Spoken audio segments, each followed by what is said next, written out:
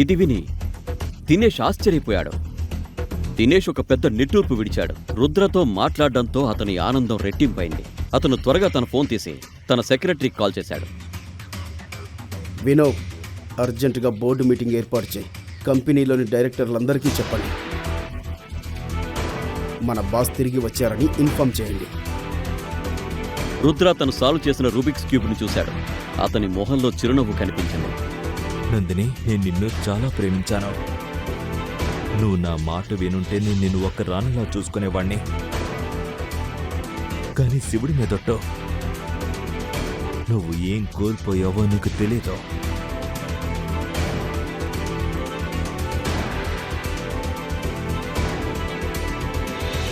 చూస్తూ ఉండి ఏం జరుగుతుందో. అసలైన ఆట ఇప్పుడే మొదలైంది.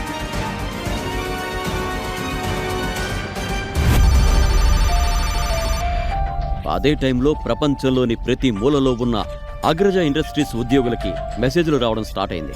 వారు ఎక్కడ ఉన్నా వారి ఉద్యోగాలు ఏదైనా సరే ప్రతి ఒక్కరికి తమ ఫోన్లలో ఒక మెసేజ్ వచ్చింది. అగ్రజ ఇండస్ట్రీస్ ఓనర్ రుద్రతేజ తిరిగి వచ్చారు అని మెసేజ్. ఈ హడావుడిలో అర్జున్ లోపలికొచ్చాడు. ఏంటి మ్యాటర్? ఆఫీస్ అంతా గందరగోళంగా ఉంది. నందినికి తనతో ఉండమని ఆఫర్ ఇచ్చిన ఆ అర్జునే దినేష్, అర్జున్ మావయ్య. ఈ విషయం రుద్రకి తెలీదు. నీ తలకు దెబ్బేంటి? తన మావయ్య ఈ ప్రశ్న అడుగుతాడని అర్జున్కు తెలుసు. ఏమీ లేదు. నేనొక పార్టీకి వెళ్ళాను. అక్కడ చిన్న గొడవ జరిగింది. ఇది వినగానే దినేష్ కోపంతో ఊగిపోయాడు. ఎవరతను? ఈ సిటీలో నిన్ను తాకేంత ధైర్యం చేసిన వాడు ఎవడు? అర్జున్ చెప్పాలనుకున్నాడు. కానీ తను ఒక పనికి మాలిన భర్త చేతిలో దెబ్బలు తిన్నానని ఎలా చెప్తాడు? అలా చెప్పి తన పరువు తీసుకోవాలనుకోలేదు. అతను ఒక పిల్లోడు. అతని వెంట కొంతమంది ఫ్రెండ్స్ ఉన్నారు. అదే ఒంటరిగా ఉంటే చెప్పేవాడిని. అర్జున్ తడబడ్డాడు. దినేష్కి విషయం అర్థమైంది. నీకిప్పుడు ఏం కావాలి చెప్పు. అర్జున్ తడబడుతూ అన్నాడు. మామా, నీ దగ్గర హెడ్ షాట్ నెంబర్ ఉంది కదా, మీరు నాకు ఆ నెంబర్ ఇస్తారా? నేను ఒక పని చేయించుకోవాలి. అర్జున్ మాటలు వినగానే దినేష్ నెమ్మదిగా అతనికి నచ్చజెప్పాడు. నువ్వు నా కొడుకు లాంటి వాడివి, అందుకే చెబుతున్నాను. ఇప్పుడు పరిస్థితి బాగోలేదు. ఏదైనా తప్పు జరిగితే మనకే నష్టం. ఇది వినగానే అర్జున్ తన మాటను మరింత గట్టిగా చెప్పాడు. మామా ప్లీజ్, అతని చేతులు కాళ్ళు విరిచేయమనే చెప్తాను, ఇంకేం లేదు. దినేష్కి మనసు ఒప్పుకోలేదు. కానీ తన జేబులో నుంచి ఫోన్ తీసి అతనికి ఇవ్వబోతూ అనుమానంగా ఆగిపోయాడు. అతని పేరేంటి? అతని పేరు నాకు తెలీదు. అతను నా క్లాస్మేట్ హస్బెండ్. ఒక నార్మల్ పర్సన్, పెద్ద బ్యాక్గ్రౌండ్ ఏం లేదు.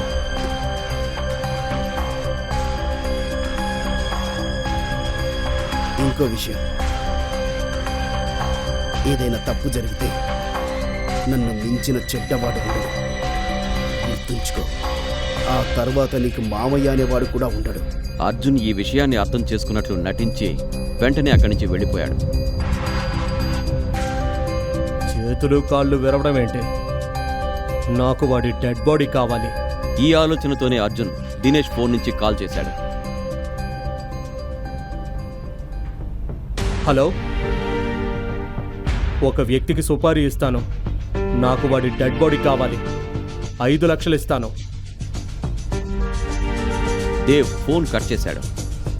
పోలీసుల నుంచి తప్పించుకున్నావు. ఇప్పుడు హెడ్ షాట్ నుండి ఎలా తప్పించుకుంటావో చూస్తా. తాను ఎవరితో పెట్టుకుంటున్నాడో అతనికి తెలియదు. రాబోయే ప్రమాదం గురించి తెలియని అర్జున్ నవ్వుతూ అక్కడి నుంచి వెళ్ళిపోయాడు. మరోవైపు నల్గొండలోని రాజభవనం నుంచి ఒక కారు హైదరాబాద్ బయలుదేరింది. జమీందార్తో బాడీగార్డ్ ఇలా అన్నాడు. సార్, రేపటి ప్రయాణానికి అన్ని ఏర్పాట్లు చేశాం. రేపు ఉదయం 9 గంటలకు హైదరాబాద్ చేరుకుంటాం. అది వినగానే రాజశేఖర్ కళ్ళల్లో కన్నీళ్లు కనిపిస్తున్నాయి. అది చూసి బాడీగార్డ్ ఇలా అడిగాడు. ఏమైంది సార్? మీ కన్నీళ్లకు కారణమేంటి? రుద్రని చూడబోతున్నాను కదా, అందుకే ఈ ఆనంద బాష్పాలు ఆగడం లేదు. ఇన్నేళ్లు ఈ క్షణం కోసమే ఎదురు చూశాను. 3 ఏళ్ల నుంచి అతన్ని చూడలేదు. రేపు అతన్ని చూడబోతున్నాను. జై మహాకాల్, జై మహాకాల్ కి జై.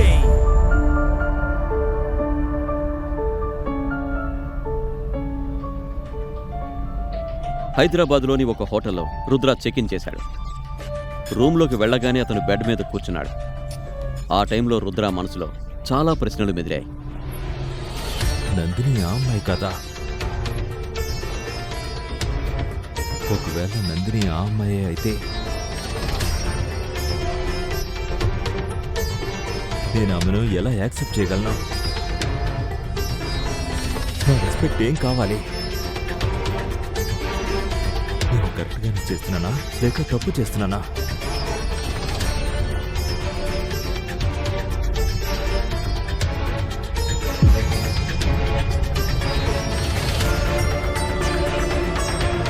నాకేమీ అర్థం కావడం లేదు. ఆ ప్రశ్నలతో విసిగిపోయి రుద్ర కళ్ళు మూసుకుని చేతులు జోడించాడు.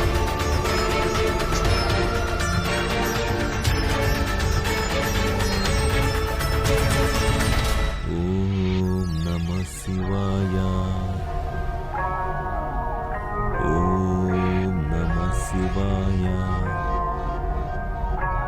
ఓం నమః శివాయ.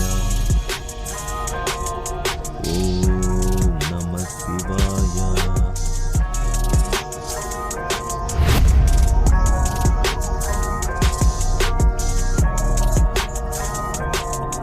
ఓ పరమేశ, అంతా నీపైనే భారం వేస్తున్నాను.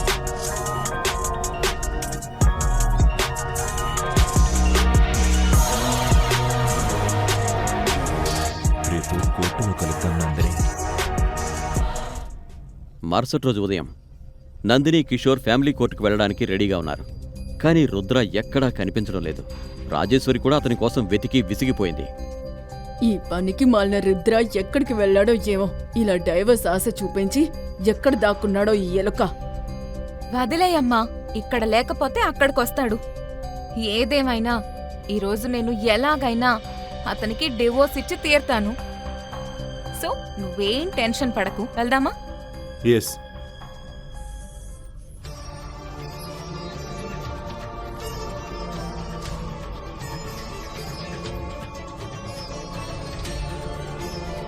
మరోవైపు రుద్ర శివుడికి పూజ అభిషేకం చేస్తున్నాడు.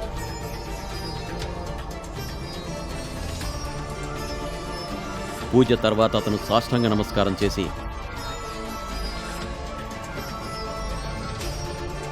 ఆలయం నుంచి బయటకొచ్చాడు. ఈరోజు అతని ముఖంపై ఒక తేజస్సుంది. అతను తన జీవితంలో ఎప్పుడూ అనుభవించలేదు. ఇప్పటి వరకు తనని చీప్గా చూసిన వారందరికీ అసలు రుద్ర ఎవరో చెప్పాలనుకున్నాడు. మరోవైపు నందిని ఫ్యామిలీ, కిషోర్ కోర్టుకొచ్చి రుద్ర కోసం వెయిట్ చేస్తున్నారు.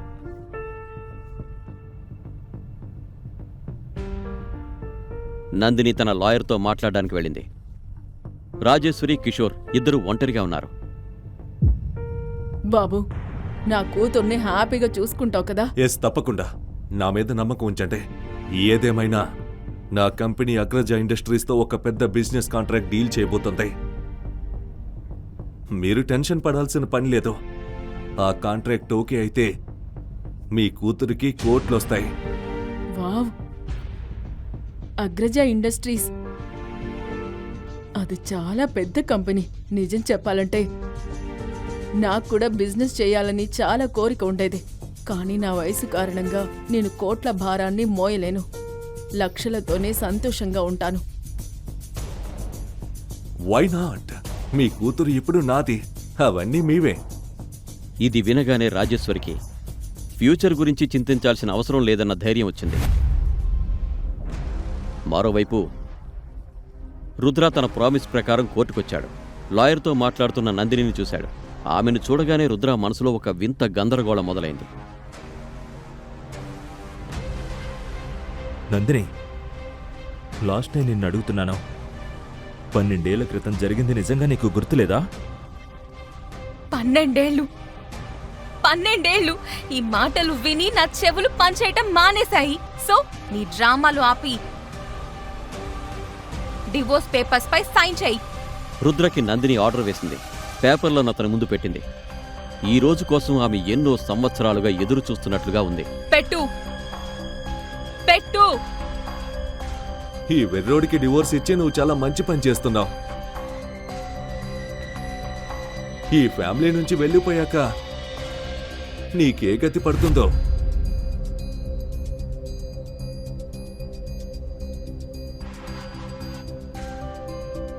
రుద్ర పేపర్ల మీద సైన్ చేయగానే నందిని ఫ్యామిలీ, కిషోర్ అక్కడి నుంచి వెళ్ళిపోయారు. వారికి రుద్రను ఒక్క క్షణం కూడా చూడాలనుకోవడం లేదు.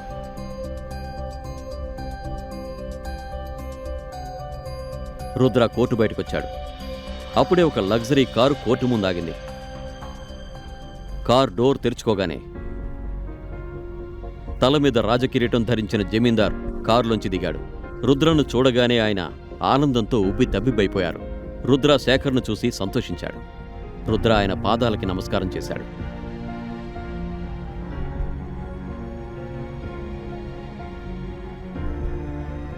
రాజభవనం నీ కోసం ఎదురు చూస్తోంది బాబు. ఒక రాజు లేకుండా రాజభవనం అసంపూర్ణం. ఇప్పుడు ఈ వృద్ధ భుజాలు బాధ్యతల్ని మోయలేవు బాబు. పద.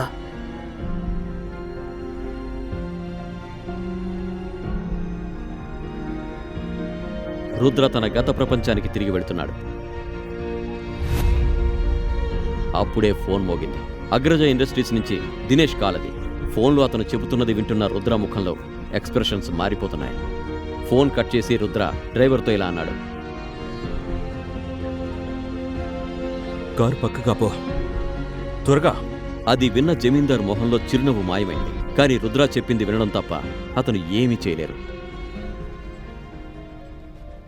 మరోవైపు నిన్న సాయంత్రం సిటీ మధ్యలో ఒక సీక్రెట్ క్లబ్ బేస్మెంట్లో అన్ని రకాల చట్టవిరుద్ధమైన పనులు జరిగే చోట ఒక మీటింగ్ ఏర్పాటు చేశారు.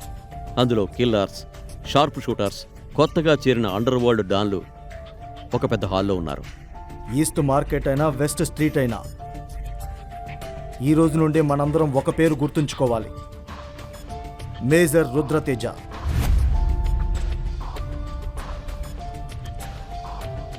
ఇప్పుడు మేజర్ తిరిగి రావాలనుకుంటున్నాడు కాబట్టి మనం మన విభేదాలు వదిలి అతన్ని వెల్కమ్ చేయాలి.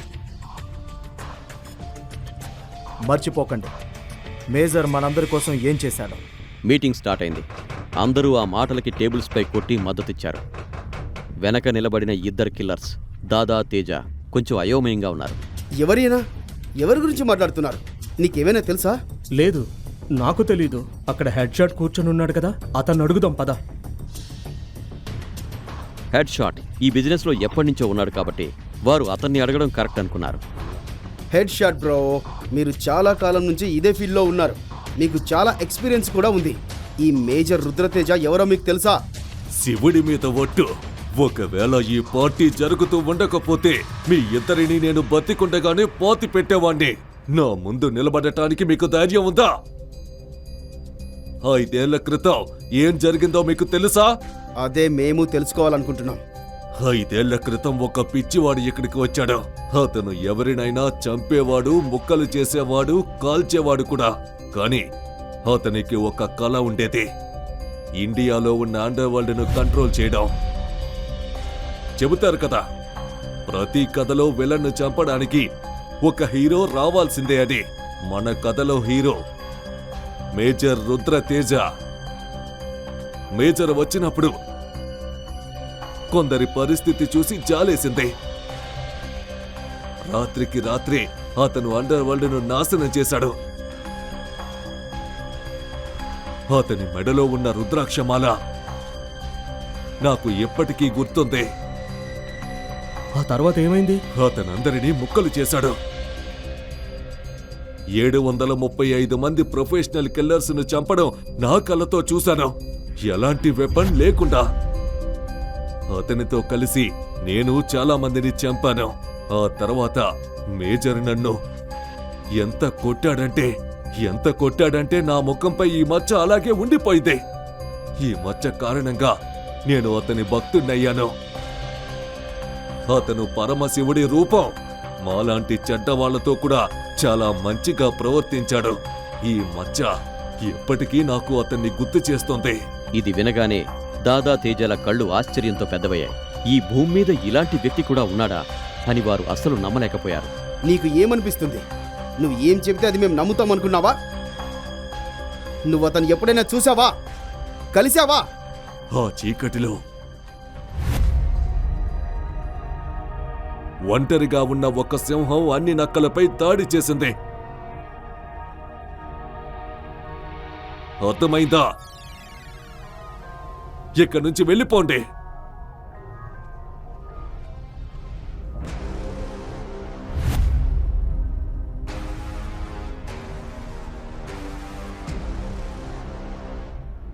బాస్, నేను దినేష్ మేనల్లుడు అర్జున్ని మాట్లాడుతున్నాను. మహాదేవుడి మీద ఒట్టు. చిన్న బాస్, మీ గొంతు బాస్ గొంతులాగే ఉంది. చెప్పండి, ఏం పని? ఒక వ్యక్తిని చంపేయాలి. ఐఎమ్ సారీ, ఇప్పుడు నేను ఏ పని తీసుకోలేను.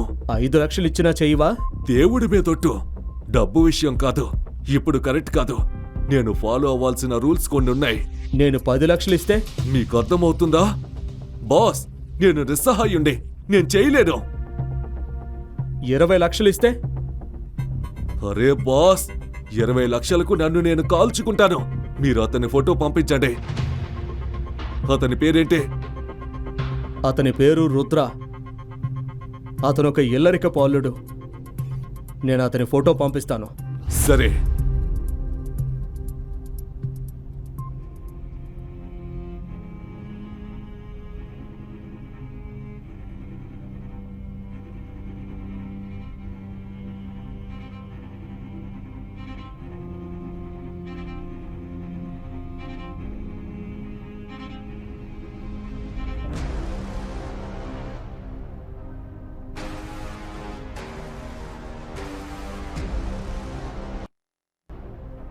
తాను నైట్ క్లబ్లో ఉందా? అడ్రస్ చెప్పండి. సిటీ బయట థండర్ నైట్ క్లబ్లోని చీకటి గదిలో ఒక అమ్మాయి అరుపులు వినిపిస్తున్నాయి. ఆ అరుపులో బాధ ఉంది. రుద్ర 12 ఏళ్ల క్రితం ప్రామిస్ చేసిన అమ్మాయి నిజంగా మిస్ అయిందా? ఆ అమ్మాయికి ఏం జరిగింది? రుద్ర ఆమె స్థానంలో నందినిని పెళ్లి చేసుకున్నాడు. దురదృష్టవంతురాలైన అమ్మాయిని ఎవరు అమ్మేశారు? తర్వాత కథ తెలుసుకోవడానికి తదుపరి ఎపిసోడ్ను పాకెట్ ఎఫ్ఎం యూట్యూబ్ ఛానల్లో మాత్రమే చూడండి. మరియు రుద్ర ది డిస్ట్రాయర్ అన్ని ఎపిసోడ్లు వినడానికి కిందిచ్చిన లింక్పై క్లిక్ చేసి పాకెట్ ఎఫ్ఎం యాప్ని డౌన్లోడ్ చేసుకోండి.